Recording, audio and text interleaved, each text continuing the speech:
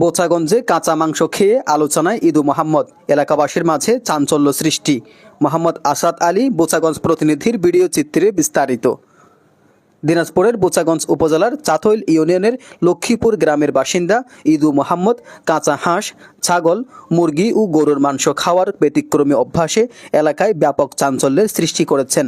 তার এমন আচরণে কেউ বিস্মিত, কেউ আতঙ্কিত, কেউ আবার কৌতূহলী। স্থানীয়দের কেউ কেউ তাকে মানব হায়না বলেও সম্বোধন করেছেন। স্থানীয়দের মতে, ইদু মোহাম্মদ মাঝে মধ্যে বাজার থেকে কাঁচা মাংস কিনে সবার সামনে প্রকাশ্যে তা খেয়ে ফেলেন। এতে সাধারণ মানুষ ভীত এবং বিস্মিত হয়ে পড়েছে। তার স্ত্রী বেবি আক্তার বলেন, সে মাঝে মধ্যেই কাঁচা মাংস খায়, কিন্তু কখনো কোনো শারীরিক সমস্যা হয়নি। শনিবার 19 জুলাই দুপুরে সরেজমিনে গিয়ে ইদু মোহাম্মদের সঙ্গে কথা বললে তিনি জানান, ছোটবেলা থেকেই কাঁচা মাংস খেতে ভালোবাসে তিনি। এতে শরীর ভালো থাকে, কখনো অসুস্থ হয়নি। এ বিষয়ে 5 নং চাতইল ইউনিয়নের চেয়ারম্যান হাবিবুর রহমান বলেন, বিষয়টি আমার জানা ছিল না, খোঁজ নিচ্ছি, তার পরিবার ও স্বজনদের সঙ্গে কথা বলবো। আমার বাড়ি হলো লক্ষ্মীপুর গ্রাম, 5 নম্বর ইউনিয়ন চাতইল, 5 নম্বর ওয়ার্ড, গ্রাম লক্ষ্মীপুর। আমার নাম আব্দুল আলিম।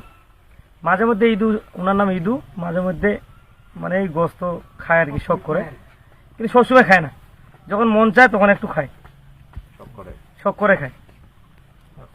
এদিকে উপজেলা স্বাস্থ্য কর্মকর্তা ডাক্তার বিজয় কুমার রায় বলেন, কাঁচা মাংসে বিভিন্ন ধরনের জীবাণু থাকে। নিয়মিত খেলে এটি বড় ধরনের স্বাস্থ্য ঝুঁকি তৈরি করতে পারে। এছাড়া এটি মানসিক স্বাস্থ্য সংক্রান্ত ইস্যুও হতে পারে। তাই একজন মানসিক স্বাস্থ্য বিশেষজ্ঞের পরামর্শ নেওয়া উচিত।